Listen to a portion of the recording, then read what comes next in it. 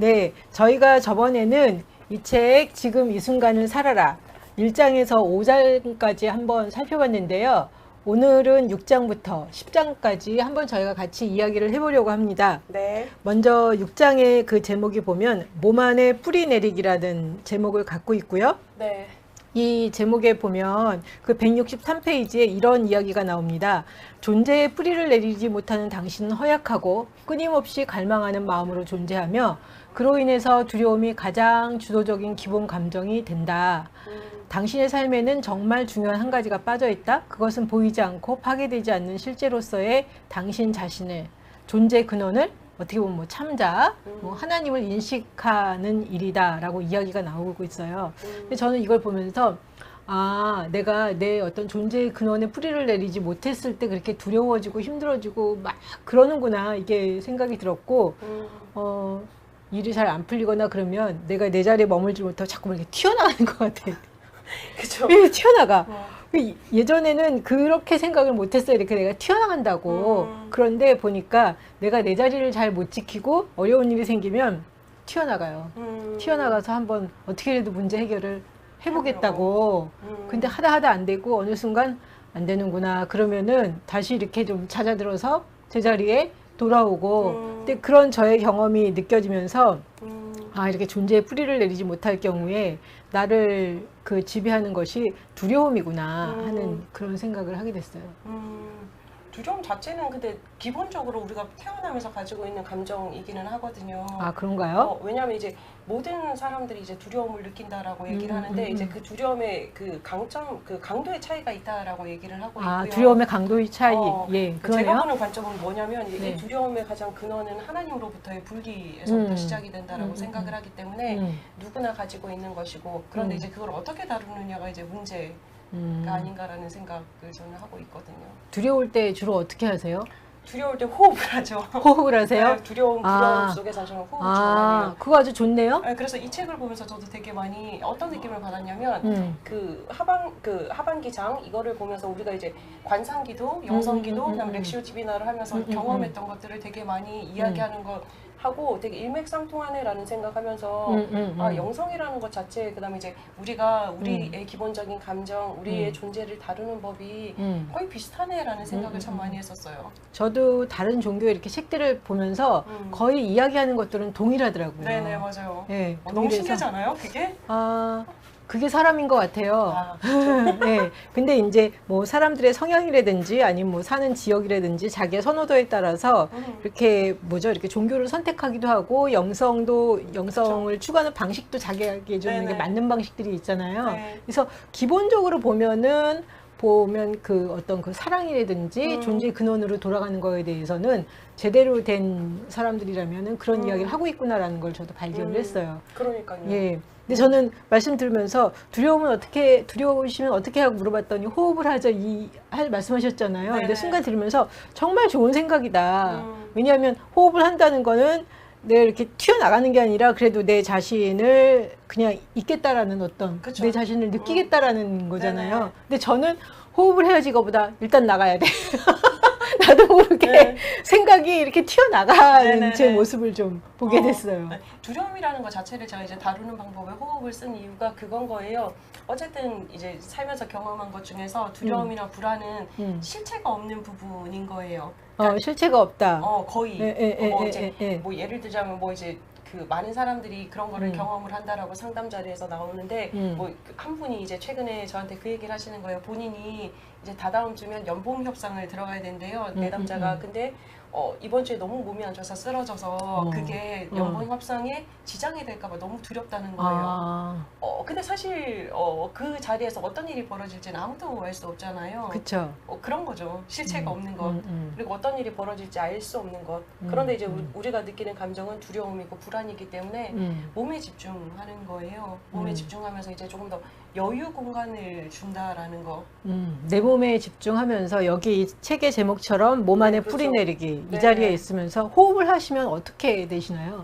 호흡을 하면 이완이 우선은 되고요. 기본적으로 이완이 되고 그 호흡 자체를 통해서 생각이 길어지는 부분도 있어요. 마음이 길어진다라고 표현을 해야 되나? 우리가 그 일상생활을 하면서 호흡이 되게 짧은 거 아세요 혹시?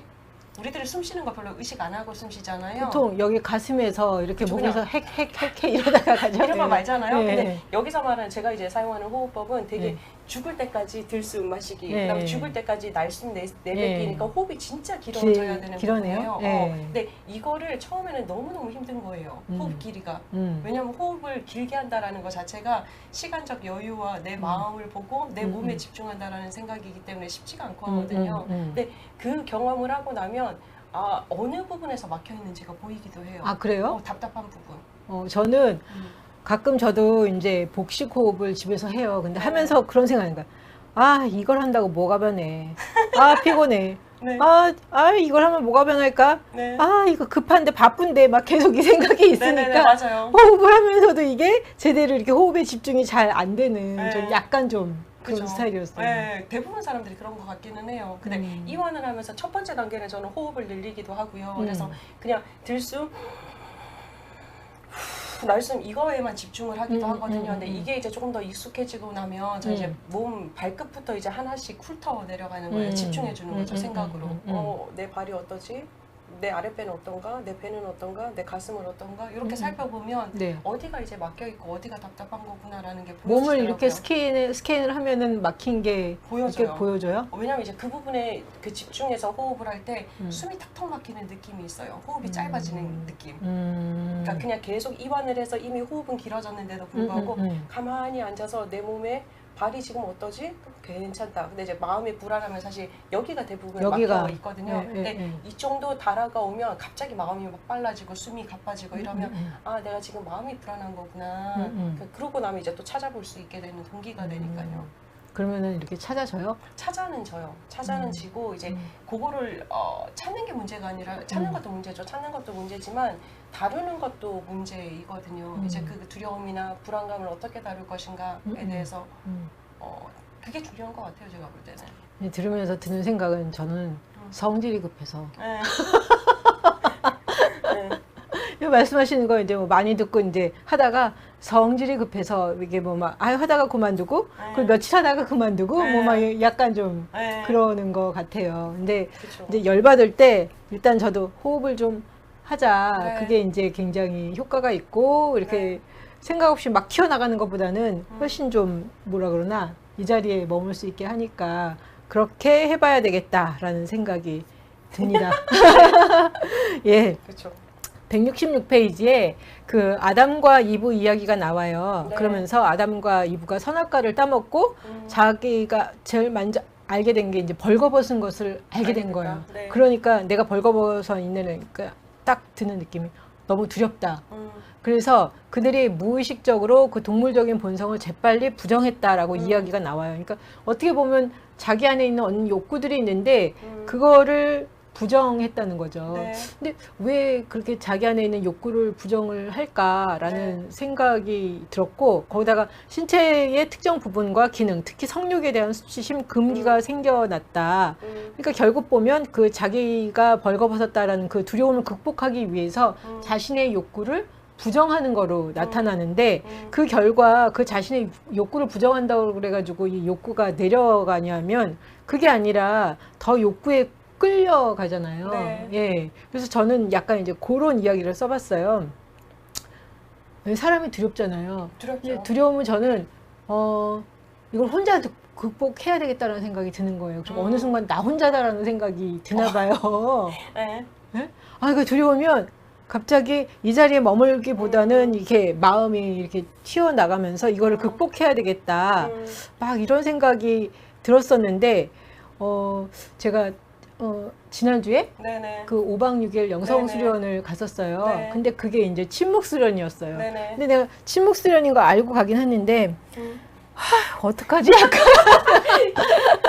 약간 그런 생각도 들었어요. 네. 이제 정말 침묵이 어떤 때는 너무너무 힘든 거예요. 차라리 뭐 TV를 보거나 책을 보거나 뭘 하면 그냥 그렇게 하면 되는데 침묵을 한다고 그러면 어쩔 줄을 모르는 거예요.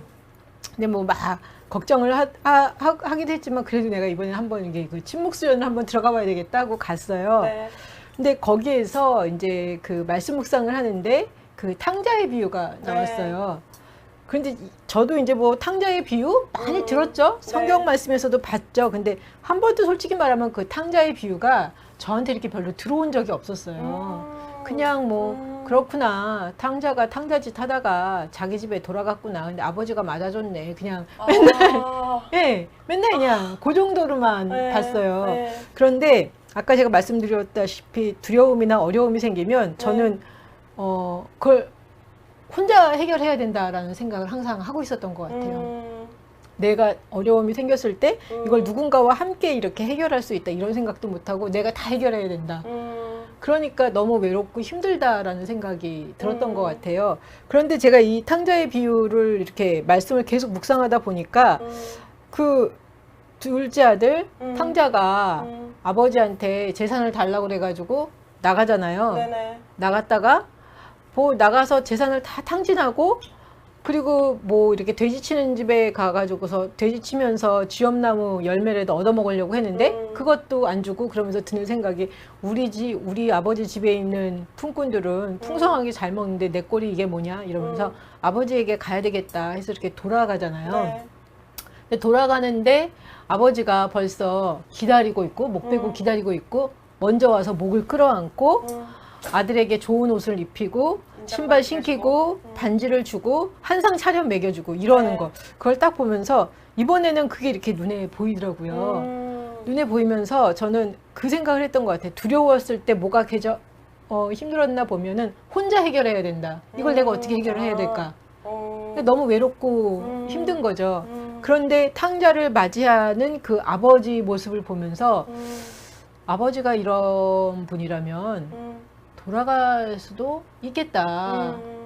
근데 보니까 저는 항상 돌아갈 데가 없다고 생각을 한 거였어요. 돌아갈 데도 없고 예를 들면 내가 두려웠을 때 그걸 얘기하거나 이렇게 좀 내가 도움을 요청하거나 이런 생각을 잘 못했던 거예요. 그런데 그 탕자의 아버지를 계속 보니까 야 이렇게 사고치고 재산 다 탕진하고 돌아가는데도 불구하고 나를 껴안아주고 입혀주고 사랑해주고 품어주면 아, 그 아버지한테 돌아갈 수 있지 않을까? 이런 생각이 제 머리에 들기 시작하면서 와. 돌아가야 되겠다. 돌아가야 되겠다라는 생각이 든 거예요. 네. 그러면서 제가 그 말씀 다시 보면서 느낀 건 나는 살아오면서 한 번도 이런 환대를 받아본 적이 없구나. 부모님이 계시죠. 그렇지만 네, 맞아요. 저는 부모님한테 그런 환대를 기대하지도 않았고 부모님은 또 어떻게 보면 이제 교육을 잘 시킨다는 차원에서 강하게 알아서 네가 해라. 그러니까 저는 항상 알아서 내가 해야 된다라는 생각이 강했기 때문에 어려움이 닥쳤을 때 이거를 부모님한테 이렇게 들고 나가는 거를 전혀 하지를 못했어요. 그런데 이 탕자의 아버지가 껴안아주고 품어주고 그런 걸 보면서 돌아가야 되겠다. 그러면서 제가 하나님께 돌아가야 되겠다. 이 생각을 한 거예요. 이게 몇 년 만의 생각인지 모르겠어요. 좋은 경험이네요. 어떻게 보면 이게 존재의 근원으로 내가 네. 돌아가야 되겠다. 어떻게든지 내가 혼자 해결해 보려고 그랬는데 네. 오늘 얘기를 보면 아담과 이브가 자기가 네. 벌거벗을 한 걸 알고 어떻게 했습니까? 하나님께 돌아가면 되는데 돌아갈 생각을 못하고 자신의 뭐죠? 나무 잎사귀로 가리고 어떻게든지 혼자 해보려고 하잖아요. 그런데 그거였구나. 그러면서 돌아가야 되겠다? 네, 내가 두려워도 이 정도 아버지면 내가 별로 창피할 것도 없고 돌아가도 아버지가 혼낼 것 같지도 않고 돌아가면 아버지가 다 채워줄 것 같아. 돌아가야 되겠어. 그러면서 제 마음에 이렇게 막 따뜻함이 오는? 네. 좋은 또 영상 수련을 하고 오셨군요. 네, 처음인 것 같아요. 와, 은총이다. 은총이죠. 네. 은총이고 저는 어느 순간 그런 생각을 한 것 같아요. 하나님을 사랑했었다. 사랑했었다. 사랑했었다. 그리고 제가 보면은 신앙생활 한 게 한 26년? 그때는 보니까 정말 그 하나님의 사랑에 그 하나님의 사랑을 받고 그 사랑에 이렇게 감동해서 갔어요. 근데 가다 보니까 식어지고 힘들어지고 어려워지고 그러니까 하나님이 날 사랑하나? 이런 생각도 들고 아, 모르겠어. 막 이렇게 했던 것 같아요. 근데 어느 순간 제가 이번에 그 영성수련 가서 울면서 그런 고백을, 저도 하나님 사랑했거든요. 네. 사랑했거든요. 네, 저도 하나님 사랑했거든요. 그랬더니 이제 그 영성 지도해 주시는 분이, 지금도 하나님 사랑하시면서 왜 하나님을 사랑했다고 그러니? 그러니까 내 안에 약간 열받음이 있는 거예요. 내가 지금도 하나님을 사랑하지만 그걸 너무 오랫동안 잊어버렸고, 그리고 힘들었고, 뭐 막 이런 것들이 복합적으로 작용을 하면서 이게 돌아가야 되겠다. 그리고 내가 하나님을 사랑하는구나. 어떻게 보면 여기서 이야기하는 존재의 근원으로 내가 돌아가야 되겠고, 그 존재의 근원을 사랑한다는 거지. 그리고 예전에 또 들었던 생각은 받고만 싶었던 것 같아요. 하나님의 사랑을 받고만 싶었고, 내가 하나님의 사랑을 받은 건 알았어요. 그런데 나도 하나님을 사랑했었어요. 그러니까 내 존재의 근원을 사랑한 거였죠. 근데 그걸 잃어버렸어요. 근데 이번에 들었던 생각은 하나님의 사랑을 받기도 하지만 나도 하나님을 사랑하는구나. 그리고 내가 사랑할 때 행복하는 거구나. 그러니까 그런 이야기 많이 듣잖아요. 사랑을 받을 때보다 본인이 사랑할 때 행복하다. 책들 보면 그런 얘기 엄청 하더라고요. 네, 그렇죠. 엄청 하는데 그렇지, 사랑할 때 행복하지. 근데 사랑이 안 되더라고요. 안 되더라고요. 그런데 그냥 제 마음이 이렇게 회복이 되면서 자연스럽게 사랑하는 게 되는 거? 네, 그거를 제가 좀 봤어요. 좋은 경험이네요, 진짜. 은총이에요. 은총? 5박 6일에 은총이 있으셨군요. 그렇죠. 근데 그게 다 침묵 가운데 왔던 것 같아요. 그렇죠. 왜냐면 이제 외적인 침묵이 있어야 내면이 조용해지기도 하고요. 내면이 조용해져야 사실은 이제 깊은 만남의 경험이 있을 수 있잖아요. 여기서도 계속적으로 몸을 통해서 우리가 존재로 만날 수 있고 자신의 존재를 발견할 수 있다라고 얘기를 하고 있잖아요. 네. 그러니까 좋은 깨달음을 얻으신 것 같아요. 그 부분은 저도 이제 동의하는 부분이거든요. 아담과 하와가 보면 이제 우리는 그림 성화 보면 그 아담과 하와가 나뭇잎으로 자기 성기만 가렸어요. 이렇게 성기를 가렸다고 나오지 않잖아요, 성경에는. 그렇죠. 자기의 몸을 가렸다, 부끄러워서라고 하고 가리고 숨었다라고 표현을 하거든요. 저는 이제 가렸다라는 것 자체가 이제 하나님과의 이제 불통의 일종이라고 저는 보는 거예요. 그러니까 자신의 나약함에 대해서 자신의 몸에 대해서 부끄러움을 느꼈다. 그 말은 이제 자신의 존재에 대해서 부끄러움을 느꼈다라는 거잖아요. 그리고 또 한 가지의 차원은 어떻게 봤냐면 이제 예전에 제가 이 본문을 가지고 설교를 했었는데 아담이 자신이 부끄럽다라고 느꼈던 거는 이미 자신을 바라보는 하나님의 시각이 아니라 자신을 바라보는 타인의 시각 혹은 제3자의 시각이 이 사람 속에 들어왔다라는 개념이 아닌가라는 생각이 드는 거예요. 근데 왜 아담과 이브도 돌아갈 생각을 못 하잖아요. 그게 인간의 본성이 아닌가 생각이 그런가요? 그러니까 왜냐면 우리는 이제 그 여러 가지 경험을 하고 살고 있지만 잘못했을 때 잘못했습니다라고 인정하는 것 자체가 되게 쉽지 않잖아요. 보면 아이들조차도 3살, 4살 저희 이제 영아부, 유아부 엄마들 보면 막 자기 거 아닌 거 막 가져가잖아요. 애기들이 아무 생각 없이 나쁜 거 모르고 그러면 엄마들이 혼내고 나서 미안하다고 가르치잖아요. 가르친다라는 얘기는 본능적으로 모른다라는 얘기잖아요. 가르쳐야지 할 수 있다라는 거. 미안하다고 해. 그리고 이제 막 애기들 보면 이제 힘 조절이 안 되고 그런 애기들은 2살, 3살짜리들은 막 다른 애들 때려. 때리잖아요. 그래도 뭐 예를 들면 목사님 저도 제가 안아줬을 때 뺨을 때린다거나 이러면 엄마들 난리가 나잖아요. 이러면서 목사님한테 잘못했다고 그래 이런 거 하잖아요. 근데 제가 그걸 보면서 깨달은 게 뭐냐면 잘못했다고 해, 미안하다고 해 라고 하는 거 가르친다라는 것은 우리 본성 속에 그게 많지가 않구나. 혹은 발현되기가 쉽지 않은 게 아닌가라는 생각을 한 거예요. 어린 애기들 같은 경우에는 자기가 잘못한 거를 잘 모르는, 그러니까 인지가 안 되잖아요. 그렇죠. 네. 근데 이제 어른들은 인지가 되는데, 인지가 돼도 사실을 인정하는 게 잘 안 되는 것 같아요. 그렇죠. 또 다른 차원은 그거인 거죠. 그러니까 아이들은 지극히 이기적인 존재잖아요. 애기들 보면 자기 입에 있는 거 잘 안 주거든요. 엄마가 시켜야지 주죠. 나눠 먹어야지. 이제 교육을 통해서 알아가는 거잖아요. 그 말은 무엇이냐? 그러니까 아이들뿐만 아니라 모든 인간이 그렇다라는 거죠. 그 아이들이 사실은 가장 오염되지 않은 존재잖아요. 엄마의 교육에 의해서 뭐 조금 만들어지기는 하지만 가장 오염되지 않은 존재인데 그런 존재다라고 봤을 때는 인간의 본성인 것 같아요. 어른들도 알지만 사실은 뭐 많은 이제 주변의 사람들 보면 미안합니다라는 얘기를 하는 사람도 있지만 안 하는 사람들이 더 많고 해도 영혼 없이 하는 사람도 되게 많고 막 그렇지 않나라는 생각이 드는 거죠. 그럼 하나님한테 돌아가기가 무섭겠죠. 그렇구나. 미안합니다라는 거 인정하는 게 참 쉽지는 않은 것 같은데 그렇죠. 튀어나가서 사는 것보다는 미안하다고 하고 돌아오는 게 더 낫겠다라는 결론을 내렸어요. 맞아요. 그거는 정말 맞아요. 뭐 우리가 이제 탕자의 비유 책을 다음 주에 할 거잖아요. 거기에 보면 이제 뭐 좀 더 얘기를 하겠지만 이제 여러 가지 이제 상황 속에서 가장 좋은 선택을 한 거예요. 우리가 흔히 둘째 아들에 대해서 맨날 욕을 하잖아요. 저놈의 탕자, 아버지가 계실 때 유언을 요구한 자 뭐 이렇게 하는데 가장 좋은 선택을 한 사람이에요. 그렇죠. 그리고 어쩌면 그 친구가 가장 아버지의 속성을 잘 알았던 거예요. 그런 거죠. 그러면 그 사람은 그 입장에서 봤을 때 되게 놀라운 사람인 거죠. 그게 가장 현명한 선택이고 그쵸. 가장 좋은 선택이더라고요. 그쵸. 근데 저는 그 탕자의 비유를 보면서 탕자는 아버지가 어떤 사람인지를 알았어. 그러니까요.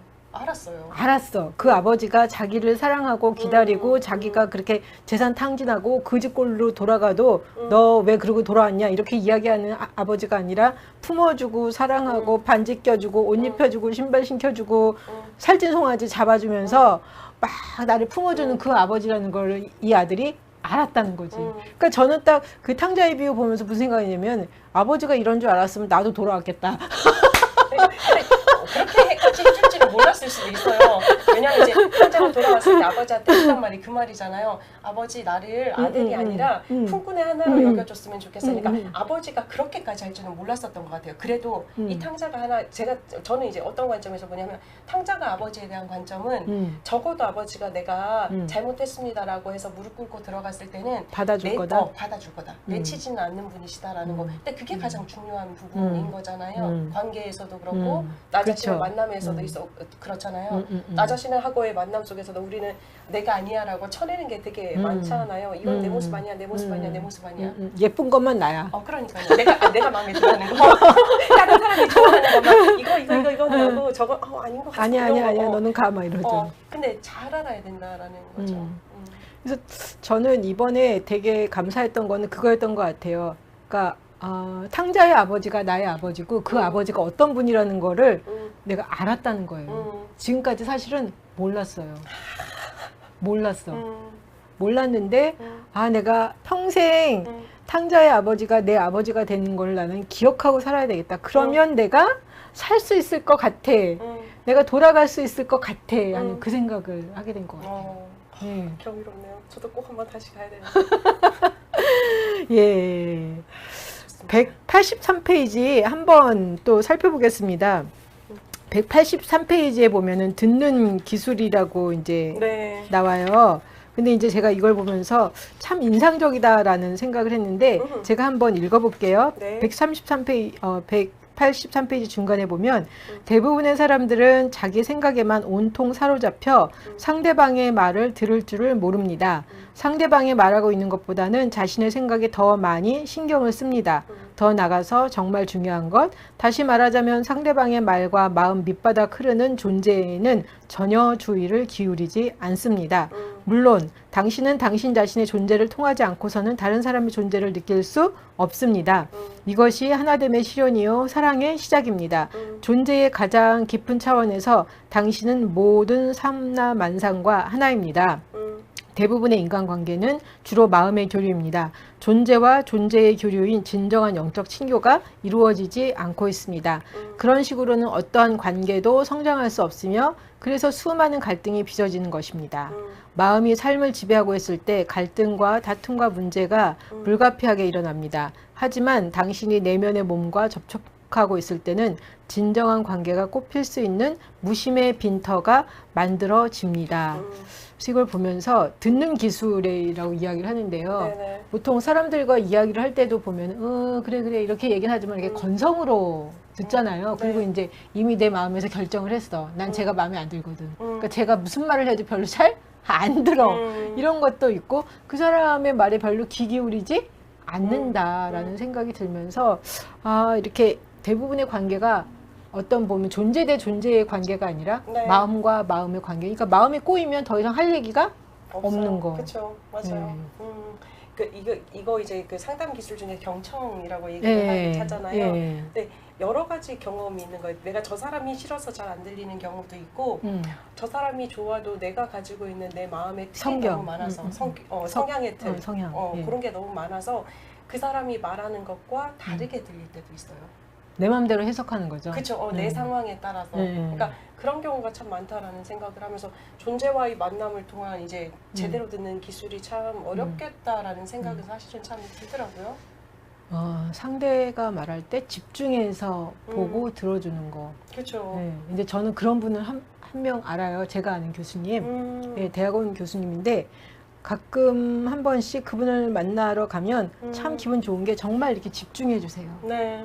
그러면 제가 드는 마음이 뭐냐면 나를 참 귀하게 여겨주시는구나. 집중해서 이야기를 들어주고 이렇게 말씀하시니까 그러니까 정말 이렇게 대접받는다는 느낌이 맞아요. 들거든요. 네. 그래서 나도 그렇게 해야지. 그렇게 하면서도 이게 잘 안 되더라고. 왜 우리 그 생각의 틀이 되게 많아요. 마음의 틀도 되게 많고 그거는 이제 우리가 자라온 환경이나 뭐 이제 성장 배경이나 아니면 내가 가지고 있는 또 그 외의 성격들을 통해서 아니면 경험들을 통해서 가지고 있는 틀이 되게 많더라고요. 그래서 온전하게 그 사람을 듣기가 쉽지는 않긴 하더라고요. 그렇죠. 그리고 상대방이 말씀하시는 게 마음에 안 들면 이미 마음이 떠나갔어. 안 들려. 더 이상 안 들리죠. 네, 맞아요. 진짜 안 그러려고 그러는데도 보면 이미 마음이 딴 데로 가고 있어. 그래가지고 이거 진짜 이 자리에 붙어 있는 것 자체가 너무 쉽지가 않더라고요. 뭐 저는 이제 이쪽이 일이니까 뭐 붙어 있기는 잘 하거든요. 그리고 저는 이제 잘 듣는 편이기는 해요. 근데 이제 뭐 딴 거는 모르겠는데 하나님 저한테 주신 달란트 중에 하나가 이제 듣기 기술이긴 한 것 같아요. 그러니까 잘 듣기는 하죠. 잘 듣기는 하고 뭐 이제 제 몸의 반응을 많이 살펴보는 편이기는 하거든요. 저는 몸의 반응을 어떻게 살피세요? 그냥 그 틀을 최대한 내려놔요. 저 같은 경우는 이제 그 어찌 보면 한국 사회에서 노멀하게 자란 인간인 거잖아요. 노멀하게 교육을 받았고 노멀은 아닐 수도 있겠네요. 조금 더 많이 받았고 뭐 이런 이제 그냥 저는 되게 평범하게 그 삶을 살아왔다 생각하는 사람인데. 그러다 보니까 저하고 다른 사람들은 조금 이해하기가 어려울 때가 있어요. 근데 그거에 대한 모든 생각이나 가치 판단을 다 내려놔요. 그리고 그 사람의 얘기를 듣는데 그 상담 장면에서 들을 때 듣다 보면 어딘가 약간 자꾸 고개가 격해진다든지 아니면 다리가 불편한다든지 아니면 팔이 불편한다든지 아니면 좀 가슴이 탁탁해져 올 때가 있어요. 그러니까 그런 반응을 저는 알아차리는 편이에요. 그렇게 이제 느껴지면 어떻게 하세요? 물어봐요. 내가 이야기를 듣고 있는데 약간 내 마음이 약간 불편한 것 같기도 하고 약간 내가 이제 자꾸 딴 데로 정신이 가려고 하기도 하고 내가 팔이 자꾸 저려오기도 한데 이건 이제 나한테 집중이 안 된다는 사인인데 그 사람도 집중 그러고 있는 거 아니에요? 그럴 수도 있고 아니면 그 사람이 거짓말을 할 수도 있고요. 그러니까 그런 식으로 이제 확인을 하는 거죠. 나한테 안 하다요 라고 얘기했을 때 그러면 이제 뭐 다시 한번 얘기를 해주면 뭐 배경을 얘기해주면 그래서 내가 이제 또 다른 세상이라서 못 만났을 수도 있겠군요가 되기도 하고 아니면 이제 그 사람이 저한테 잘 보이려고 어쨌든 거짓말을 해도 거짓말이라기보다 포장인 거죠. 포장을 해도 나면 그래요? 이제 좀 불편함이 오거든요. 왜냐면 이제 최대한 그 입장에서 듣는 거고 또 저하고 만나러 오는 사람들은 사실은 뭐 아무런 문제가 없는데 저하고 만나진 않잖아요. 뭐 저 상담을 하니까 정말 뭔가 해결을 해야 된다라고 본인이 느껴서 왔는데 그런 경우에는 계속 까닥까닥거려지는 거고 그러면 이제 그 사람이 조금 더 깊이 들어갈 수 있는 이제 도구가 되기도 하죠. 그래서 몸에 집중한다라는 것 자체가 존재로 만나는 거에는 참 효과적이긴 하다라는 생각. 요게 이제 그 포커싱이라는 이제 또 상담 기술 중에 하나 게슈탈트 쪽에서 나온 것 같은데 그런 이제 기술 중에 하나인 거거든요. 그냥 귀로만 우리가 그 상담 장면에서도 귀로만 듣는 게 다가 아니다. 몸 전체로 들어라. 아니다. 네, 몸 전체를 활용해서 내 감정, 내 생각 다 내려놓고 몸이 움직이는 걸 한번 봐라라고 얘기를 하거든요. 그러니까 그런 경우. 근데 그러고 나면 조금 더 깊이 들어가긴 해요. 그 사람하고 조금 더 만나기는 하죠.